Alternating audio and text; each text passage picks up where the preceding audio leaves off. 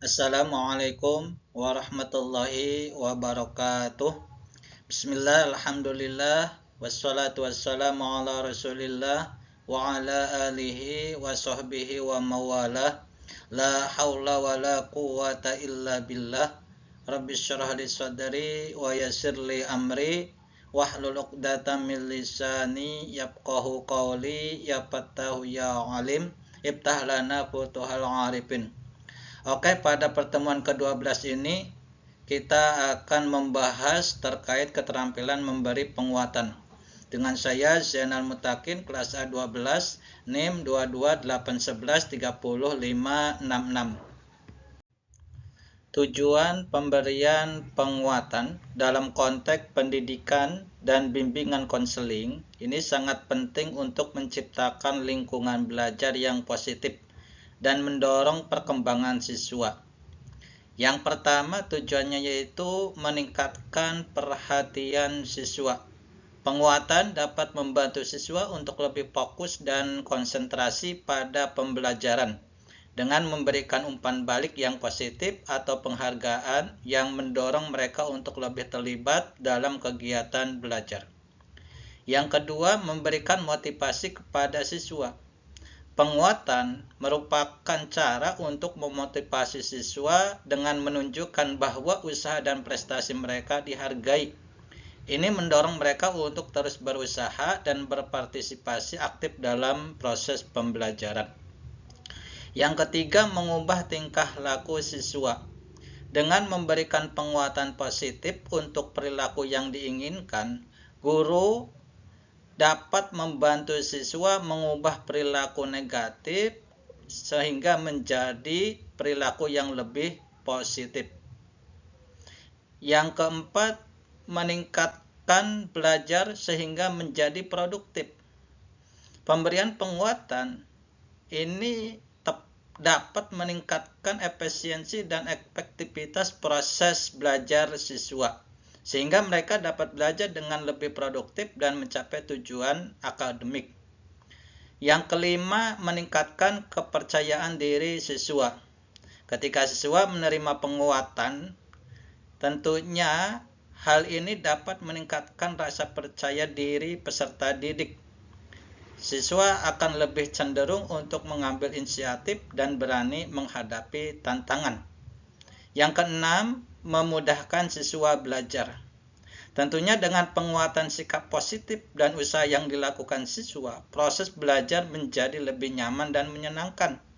Hal ini menciptakan suasana yang kondusif bagi siswa untuk menjelajahi materi pelajaran tanpa rasa takut gagal.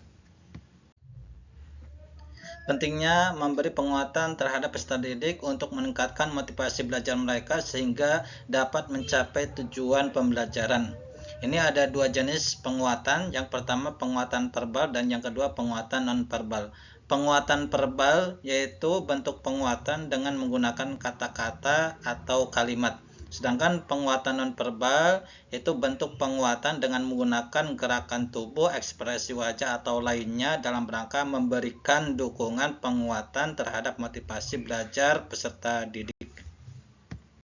Penguatan verbal yaitu memberi penguatan yang berupa kata-kata atau kalimat yang isinya terima kasih, pujian, apresiasi atas keaktifan peserta didik. Seperti halnya, nak kamu nilainya bagus, pasti kamu orang pintar ya. Atau terima kasih anak-anak atas perhatiannya, atas keaktifan diskusinya, dan lain sebagainya. Misalkan umpan balik. Nah, ketika ada peserta didik yang aktif dalam proses pembelajaran, nah kamu hebat teman, aktif dalam proses pembelajaran. Tingkatkan lagi ya. Penguatan nonverbal. Jenis penguatan nonverbal ini yaitu memberikan penguatan tanpa kata-kata. Bisa dengan salah satu dari 5 poin ini. Yang pertama, mimik dan gerakan badan. Mimik wajah berupa senyuman ini bisa membangkitkan motivasi peserta didik.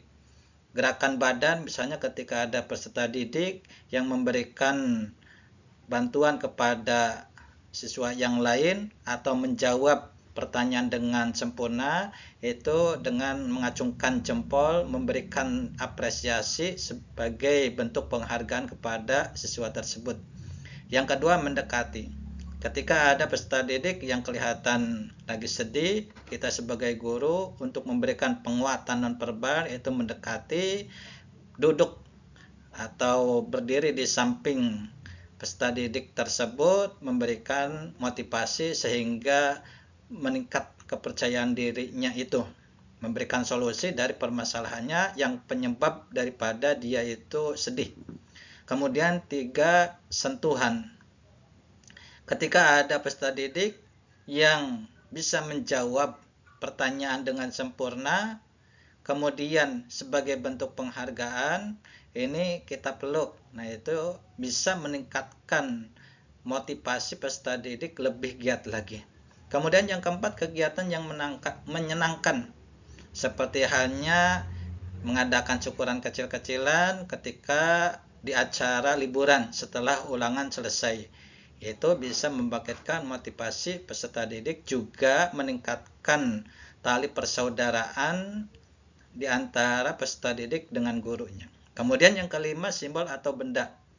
Nah, ketika ada peserta didik yang berprestasi, kemudian dikasih sertifikat sebagai bentuk penguatan, nah itu sangat berperan penting, bernilai sekali bagi peserta didik, sehingga memotivasi peserta didik yang lain seperti halnya peserta didik yang berprestasi tersebut. Itulah daripada penguatan non-verbal. Demikianlah materi pembahasan pada pertemuan ke-12 ini terkait skill atau kemampuan memberi penguatan yang bertujuan untuk meningkatkan motivasi peserta didik sehingga mereka mampu menggapai cita-cita pendidikan, yaitu memiliki ilmu pengetahuan yang tinggi dan akhlak yang baik. Terima kasih atas segala perhatian. Mohon maaf atas segala kekurangan. Wassalamualaikum warahmatullahi wabarakatuh.